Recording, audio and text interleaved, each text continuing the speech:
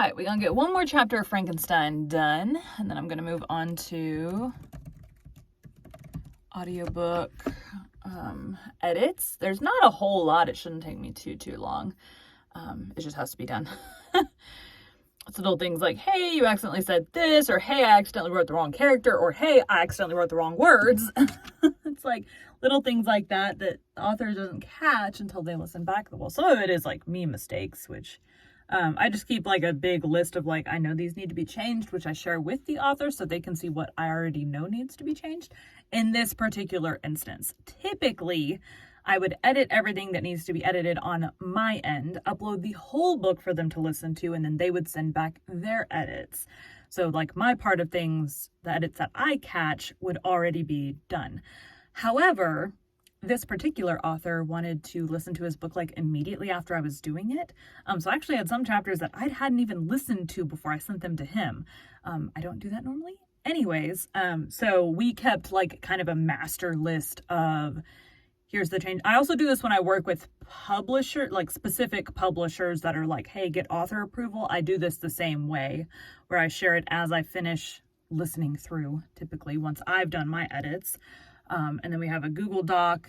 I have a Google Doc for each author's book that we keep track of the edits. That way they can add to the Google Doc and I can see what they've done.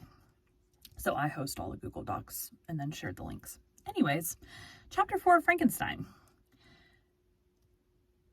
Today we'll be continuing Frankenstein by Mary Shelley. I said that really weird. Today we'll be continuing Frankenstein by Mary Shelley. I have no idea why I was like, Mary Shelley. All right, chapter 4. Boop, boop. Chapter 4. From this day, natural philosophy, and particularly chemistry in the most comprehensive sense of the term, became nearly my sole occupation. I read with ardor these works, so full of genius and discrimination, which modern inquirers have written on these subjects.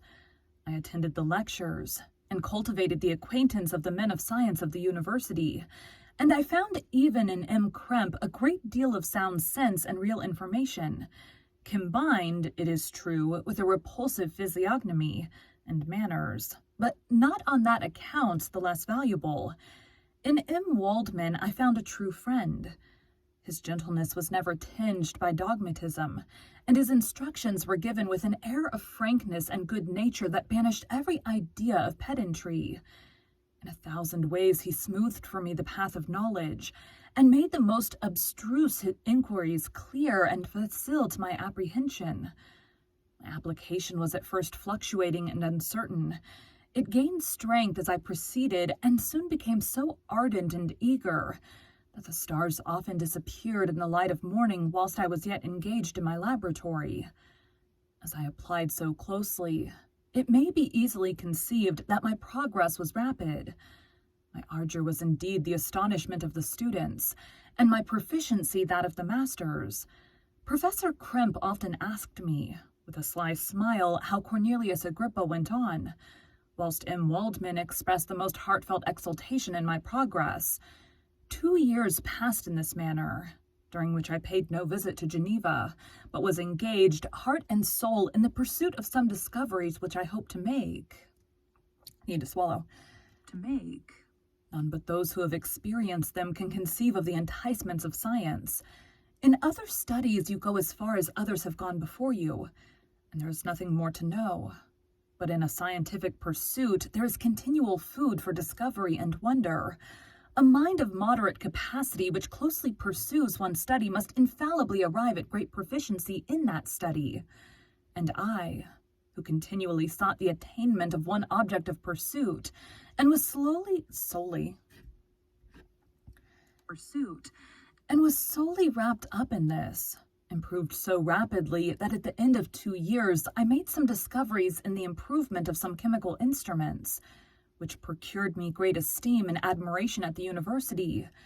When I had arrived at this point, and had become as well acquainted with the theory and practice of natural philosophy as depended on the lessons of any of the professors at Ingolstadt, my residence there being no longer conducive to my improvements, I thought of returning to my friends and my native town, when an incident happened that protracted my stay.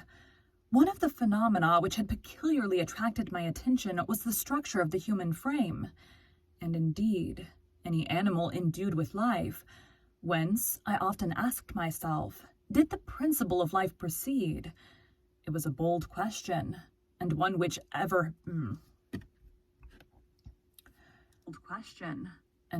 has ever been considered as a mystery.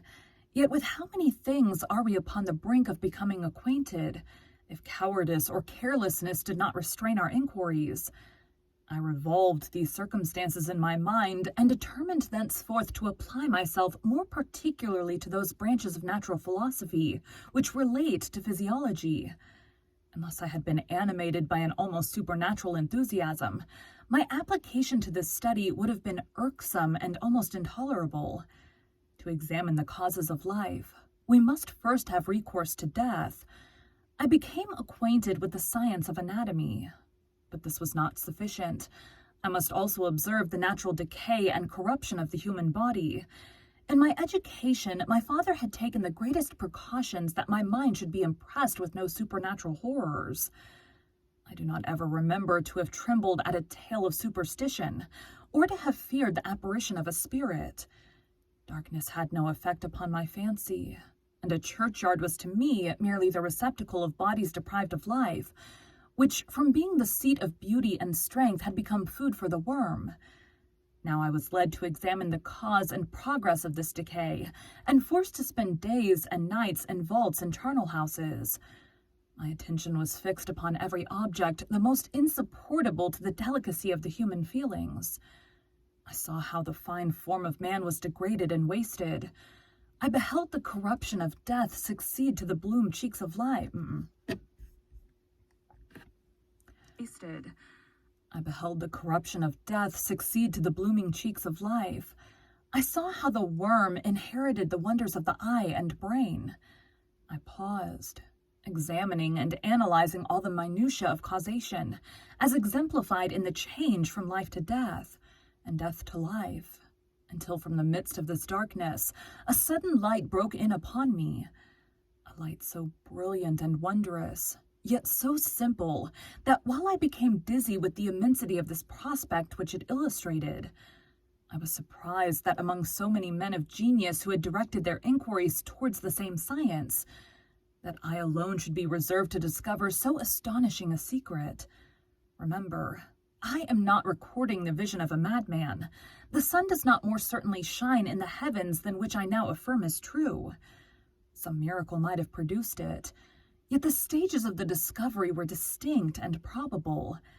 After days and nights of incredible labor and fatigue, I succeeded in discovering the cause of generation and life. Nay, more, I became myself capable of bestowing animation upon lifeless matter.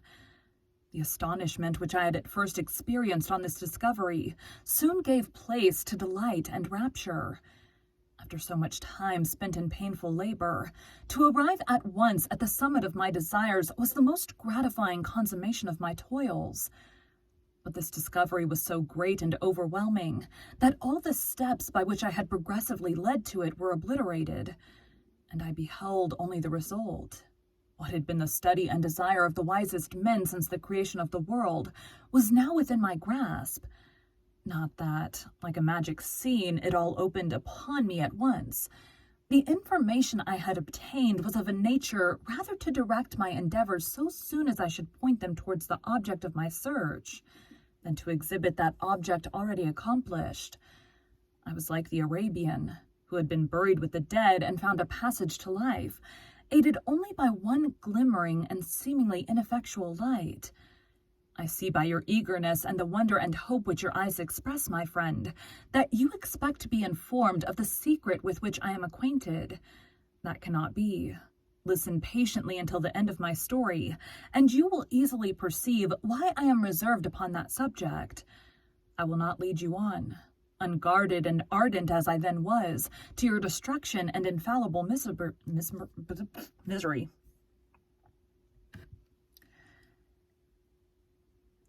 I then was.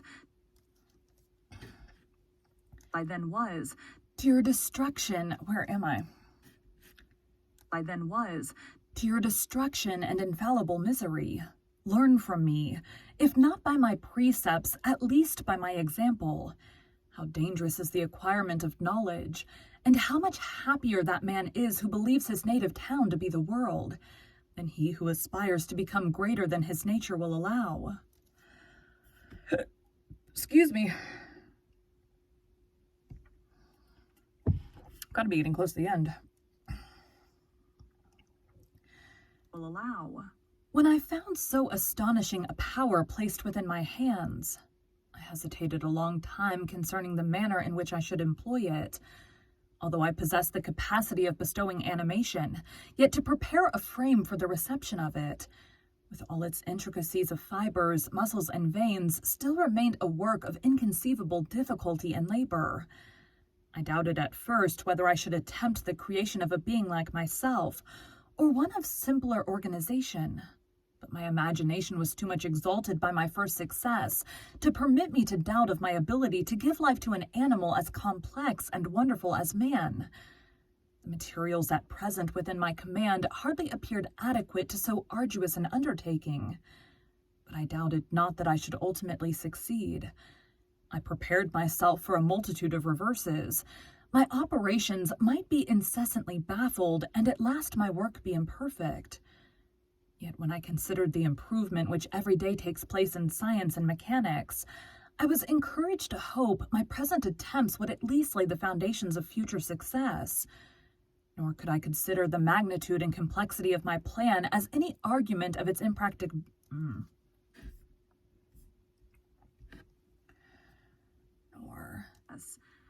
Nor could I consider the magnitude and complexity of my plan as any argument of its impracticability.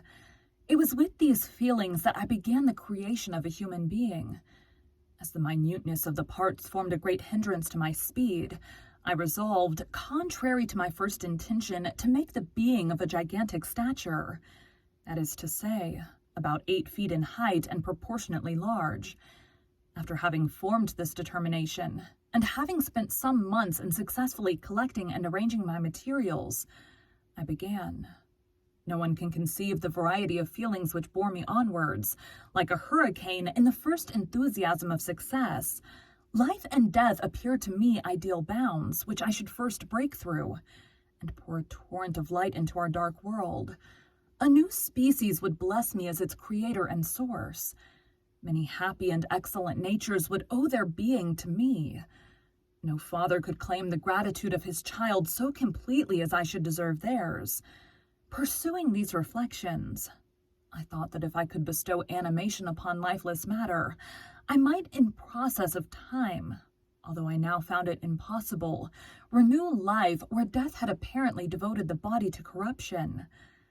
These thoughts supported my spirits, while I pursued my undertaking with unremitting ardor. My cheek had grown pale with study, and my person had become emaciated with confinement. Sometimes on the very brink of certainty I failed, yet still I clung to the hope which the next day or the next hour might realize. One secret which I alone possessed was the hope to which I had dedicated myself, and the moon gazed on my midnight labors, while with unrelaxed and breathless eagerness I pursued nature to her hiding places. Who shall conceive the horrors of my secret toil as I dabbled among the unhallowed damps of the grave, or tortured the living animal to animate the lifeless clay? My limbs now tremble, and my eyes swim with the remembrance. But then a resistless and almost frantic impulse urged me forward. I seemed to have lost all soul or sensation but for this one pursuit. It was indeed but a passing trance, that only made me feel with renewed acuteness so soon as, the unnatural stimulus ceasing to operate, I had returned to my old habits. I collected bones from charnel houses, and disturbed with profane fingers the tremendous secrets of the human frame.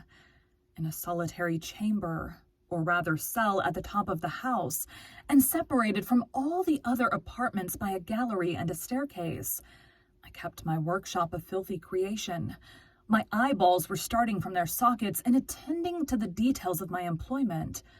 The dissecting room and the slaughterhouse furnished many of my materials, and often did my human nature turn with loathing from my occupation. Whilst still urged on by an eagerness which perpetually increased, I brought my work near to a conclusion. The summer months passed while I was thus engaged, heart and soul in one pursuit. It was a most beautiful season. Never did the fields bestow a more plentiful harvest, or the vines yield a more luxuriant vintage, but my eyes were insensible to the charms of nature, and the same feelings which made me neglect the scenes around me caused me also to forget those friends who were so many miles absent, and whom I had not seen for so long a time. I knew my silence disquieted them, and I well remembered the words of my father. I know that while you are pleased with yourself, you will think of us with affection, and we shall hear regularly from you. You must pardon me if I regard any interruption in your correspondence as a proof that your other duties are equally neglected. I knew well, therefore, what my father did. I knew well, therefore, what would my father's... Dang it. Did.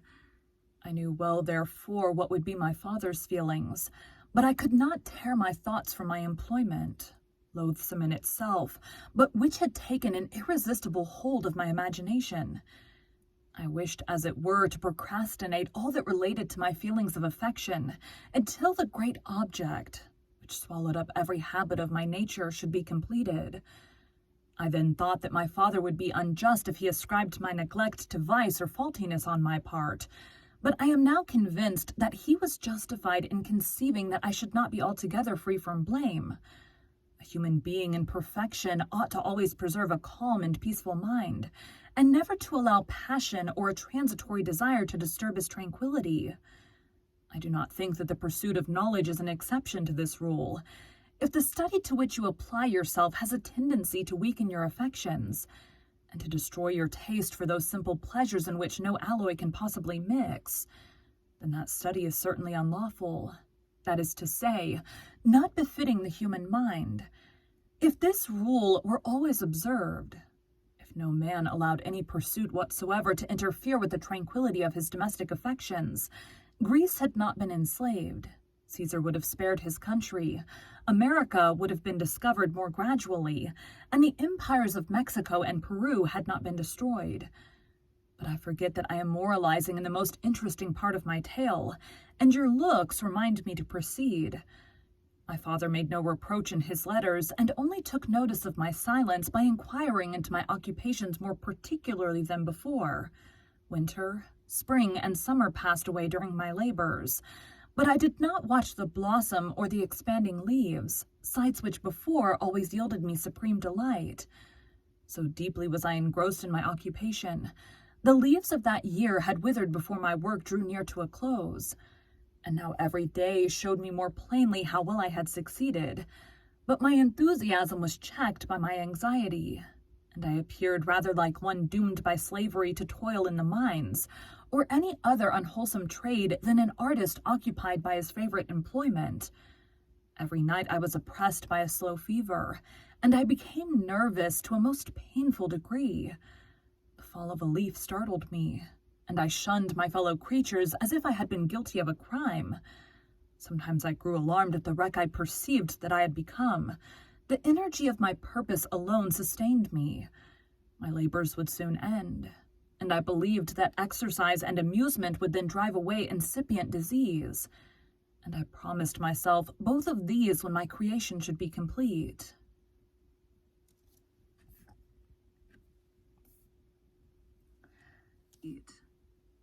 Thank you for joining Bite at a Time Books today, while we read a bite of one of your favorite classics. Again, my name is Bree Carlisle, and I hope you come back tomorrow for the next bite of Frankenstein.